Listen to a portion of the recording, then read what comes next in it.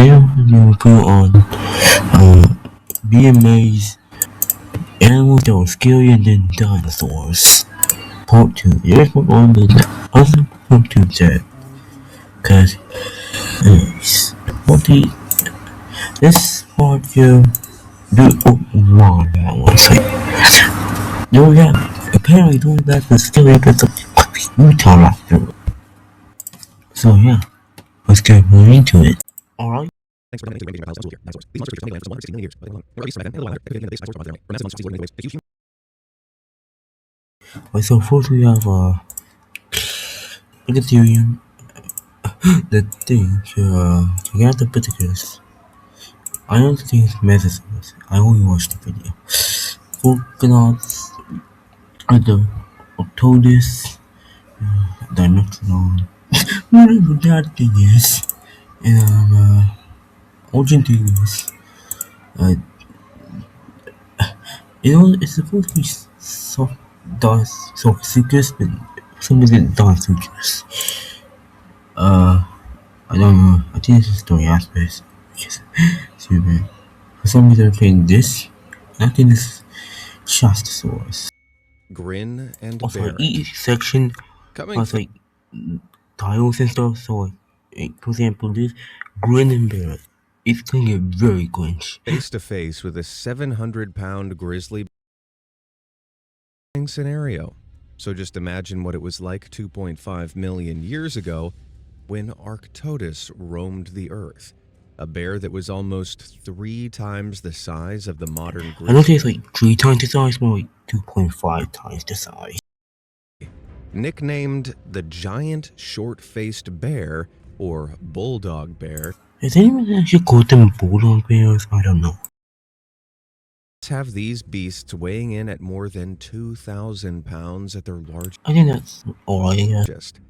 They stood some 5 feet at the shoulder and over 12 feet tall on their hind legs, towering over early humans who stood on average at just 4 feet tall. Yep, this bear only died to habitat changes during the Ice Age, which means that some early humans actually encountered this beefy bear in the flesh not so long ago. And that's not even the half of it. With its long limbs, specially evolved to help chase its prey. Also, push it and just look at the thing here. Yeah. It's the fastest running bear ever. No, it's not. Reaching a top speed of 40 miles an hour despite its incredible weight. With a good sense of smell and superb eyesight, it was a savage hunter, regularly stinging its 4.5-inch long canines into red bison and brown sloths. Not only that, its large jaws could extend a bite powerful enough to crush bones, all to obtain the juicy marrow within. Sounds delicious. It's estimated that Arctodus had a bite force of 2,000 pounds per square inch when chowing down on its prey. For comparison, an average grizzly has a bite force of just 1,160 pounds per square inch. So that's 3 times the size and twice the bite force. Yeah, it's not 3 times the size. And I thought regular old grizzly bears were terrifying. Megalomania. Oh, cringe. Lizards aren't scary. I mean, they're small, they're scary, and they're usually more afraid of you than you are of them. But 2.5 million years ago, that would definitely have been the way around. When I'm doing running away from an oversized chihuahua. Because in Australia, during the Pleistocene era, the largest terrestrial lizard to have existed was prowling over terrestrial because obviously mosasaurs. The sands, the Megalania. It could reach a colossal. That's your Megalania also. 23 feet long. Yes. And weighed 4,300 pounds. So, at its biggest, it weighed the same as an average car. The youngest fossil remains found so far date back to 50,000 years ago, which means that first Australian settlers might find Megalania. Yeah, rather than the name, its stocky size, archaeologists believe Megalania would have larger muscles able to fix second. I know, it seems to possess an incredibly potent factor as bleeding, decreased its blood pressure, and led to systemic shock. As Megalania was a member of the Agumorpha group, also aptly known as the venom clade, containing other venomous lizards such as the Komodo dragons, it could have also been violently venomous. And if so, that would have made it the largest vertebrae of its kind ever. That's right, a huge, fast, flesh-eating, venom-injecting lizard. Okay, I've changed my mind. Lizards are scary. lizards are so damn scary.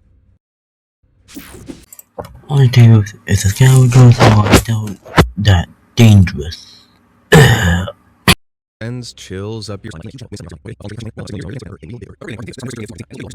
pounds. It was as heavy as a human, but with a wingspan a staggering 22 feet long, this thing was only slightly smaller than a light aircraft.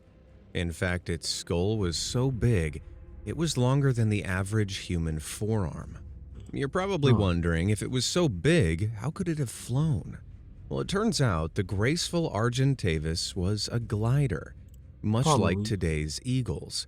6 million years ago, the Miocene climate was much hotter, and so constant rising columns of hot air were able to keep these gigantic birds in flight. It most likely died out due to lowering temperatures, with their gliding abilities sadly affected by the cold. However, Argentavis was part of a group of predatory birds called teratorns, which, to no surprise, translates to monster birds. These deadly creatures could reach speeds of up to 43 miles per hour, scan large swaths of land in little time, and locate their prey from more than 2 miles away. Imagine the massive silhouette of this bird circling above you, engulfing you in shadow, getting ready to swoop down on you at any moment with razor-sharp beak and giant talons. That ominous feeling is definitely scarier than a dinosaur's roar. Don't find Doriaspis. This one video With a means cute which name like Doriaspis, this is a bit, is 6 inches. Satan's version of a swordfish, but with added spikes. Hell no. I wouldn't want this fish swimming anywhere near me. These spikes were also lined across its fins, spiking and slicing up anything in its path. The thought of them turning into, well, anything makes me feel seasick. What's worse, at a size of only 1 foot long and around 1 pound in weight, they would have been so small it's only 6 inches. Giving them the perfect opportunity to stage a sneak attack, as I'm sure their crustacean prey knew all too well. This period was commonly known as the Age of Fish, and boy am I glad it's over. Mesosaurus. There's something about stories of massive marine monsters that dwell in lakes and ponds, which have captivated and terrified us in equal measure for centuries. Tales of creatures with huge teeth, mega maws, and those dumb enough to go chasing after them, never to be seen again. Oh, it never gets old. Like you've probably heard of the Loch Ness Monster, but we all know that's not real, right? Big scary lake monsters don't exist, right?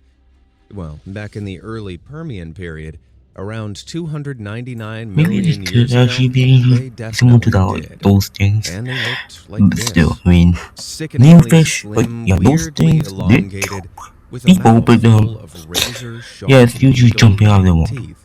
This So it's is probably going to be an Mesosaurus. accident. I highly doubt Now, despite the word actually intends saurus on in its name, feeding this it. creature Look, wasn't a he's going dinosaur. up. It was an early relative of reptiles, one of the very first marine Not reptiles sure about on the that. planet. Its rows of terrifyingly sharp teeth in that narrow maw evolved to pierce the scaly skin of its prey, with its long, narrow tail and webbed feet, allowing it to quickly shift direction in the water in an instant. The very thought of this thing launching out of the water to attack whatever that thing is. ships and sailors It's, is what is it? harrowing. This thing's But luckily for bigger us, than Mesosaurus rarely grew past 3 feet long will actually be very dangerous. Thankfully, they don't. and died out around the Permian extinction Yeah, event this is really the some same. 250 Basically, million same years thing. ago. Still, the idea of messing with a mouthful of needles out in the open water is enough to make me glad they're all dead, nasty and all.